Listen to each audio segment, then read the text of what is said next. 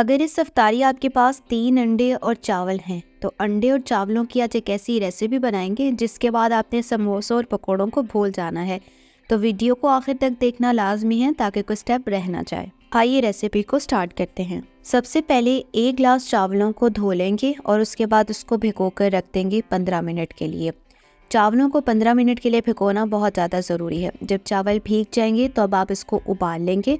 चावलों को मुकम्मल तौर पे उबालना ज़रूरी नहीं है, बल्कि आपने एक कनी चावलों को छोड़ देना है।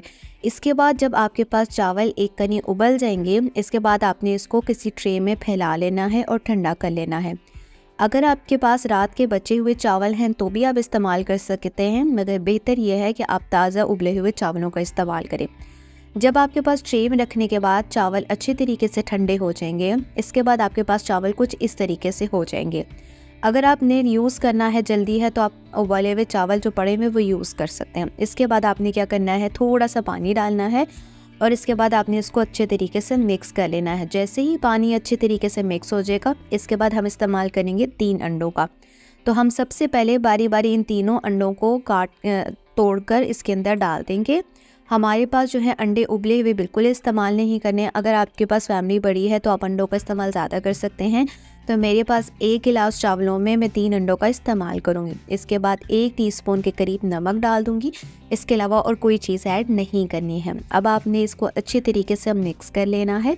चूँकि पानी आपने पहले ही डाला था तो मिक्सिंग बहुत आसान हो जाएगी। जैसे ही अंडे जो है वो अच्छे तरीके से इसके अंदर मिक्स हो जाएंगे, इसके बाद हम अपने अगले प्रोसेस की तरफ जाएंगे। तो फाइनली जी अंडे अच्छे तरीके से मिक्स हो गए हैं चावलों में। इसके बाद हम इसको ग्राइंड कर लेंगे और इतना ग्राइंड कर लेंगे कि छोटे छोटे दाने हो जाएं। अगर ग्राइंडिंग में इशू आ रहा है तो थोड़ा सा पानी आप और ऐड करके इसकी जो है लिक्विड कंसिस्टेंसी बना सकते हैं, मगर आपने इसको सेमी लिक्विड बनाना है।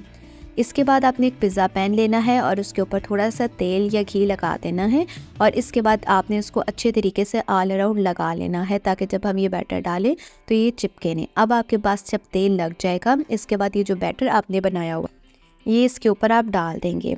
आपके पास क्या है कि चावल अक्सर मोस्टली हमारे घरों में बच जाते हैं। बच्चे जो हैं वो एक दिन पुराने चावलों को नहीं खाता। ये अक्सर हमारे घरों में जो है मोस्टली चावलों को पसंद नहीं किया जाता पुराने, तो उसके लिए बेस्ट रेसिपी है।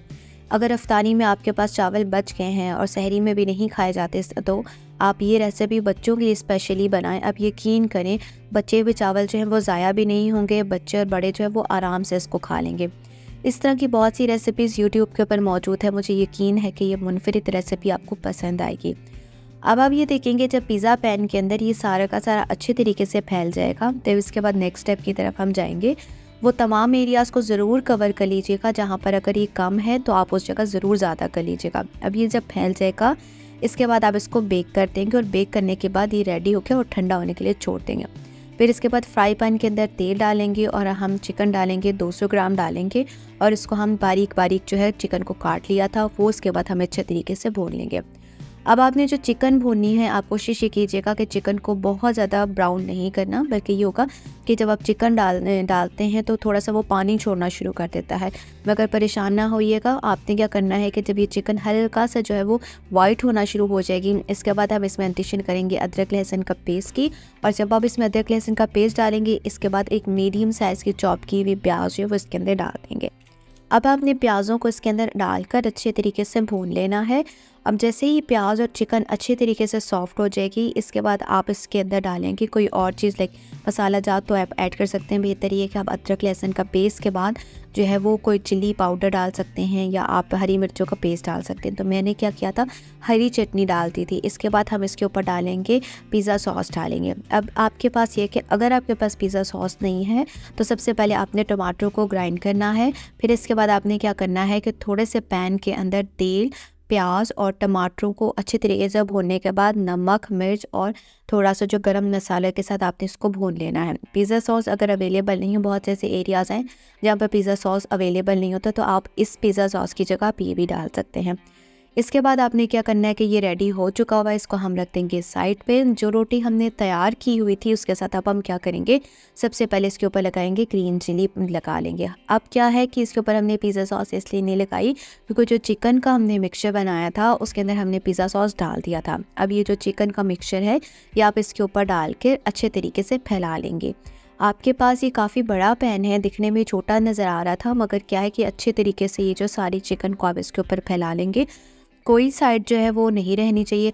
अब हमारे पास क्या है कि घरों में हम ज़्यादा चिकन का भी इस्तेमाल कर सकते हैं, कमर्शियली देखा जाए तो चिकन का इस्तेमाल जो होता है वो कम ही होता है।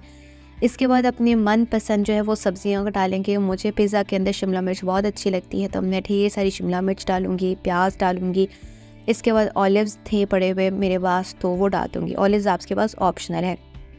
अब आपने क्या करना है, तमाम चीज़ें डालने के बाद चीज़ डालेंगे। मेरी फेवरेट चीज़ मोज़रेला चीज़ है। मोज़रेला चीज़ मुझे इस सेंस में बहुत पसंद है क्योंकि जब हम इसको काटते हैं तो काफ़ी ज़्यादा ना थ्रेड से बनना शुरू हो जाते हैं, और मुझे लगता है कि जो चेडर चीज़ से ज़्यादा टेस्टी होती है। तो सबसे पहले मैंने इसको फ्रिज से निकाला था और कद्दूकश कर लिया था। इससे ये होता है कि आपके पास तमाम अच्छी तरीके से जब कद्दूकश हो जाएगी तो ये बड़ी अच्छी तरीके से मेल्ट हो जाएगी। अब आपके पास क्या करना है कि ये हमारे पास सारी की सारी जो चीज़ है इसके ऊपर आप डाल देंगे और आप इसको ओवन में बेक कर लेंगे। अगर आपके पास ओवन नहीं है तो बड़े से पतीले में कोई भी बर्तन रख दीजिएगा और इसके ऊपर ये रखने के बाद आप इसको ढक दीजिएगा। तकरीबन 10 मिनट के अंदर ये रेडी हो जाएगी। फाइनली जी हमारे पास ये पिज़्ज़ा जो है वो चावलों वाला रेडी हो चुका हुआ है। हाँ, मैं आपको एक बात बताती चलूँ कि चूँकि आपने चावलों के अंदर अंडा डाला है तो इस रेसिपी को बनाने के लिए बिल्कुल भी आपको टाइम नहीं लगेगा, क्योंकि ये बहुत फ़ौरन इमरजेंसी में जो है वो बन जाता है, क्योंकि अंडा जो है वो बाकी चीज़ों के मुकाबले में जल्दी पक जाता है। जैसे आप ये देखेंगे कि ये पक चुका हुआ है, आप इसको निकाल लोगे तो गरम गरम आप इसकी कटिंग करना, खाने में बिल्कुल भी फ़ील नहीं होगा कि आपने ये चावलों से पिज़्ज़ा बनाया है। बच्चों और बड़ों सबका फेवरेट बन जाएगा और सिंपल सी रेसिपी है। बचे हुए चावलों के साथ या नए चावल उबाल कर आप इस पिज़्ज़े को बनाइएगा। हर वक्त मैदा जो है वो सेहत के लिए अच्छा नहीं होता। कभी कभार अगर आप पिज़्ज़ा इस तरीके से भी बनाएं तो बच्चों और बड़ों सबको बहुत ज़्यादा पसंद आएगा। है ना कितनी मुनफरिद अफ्तारी की एक रेसिपी। उम्मीद है कि आपको ये रेसिपी पसंद आएगी। नेक्स्ट वीडियो के लिए अल्लाह हाफ़िज़।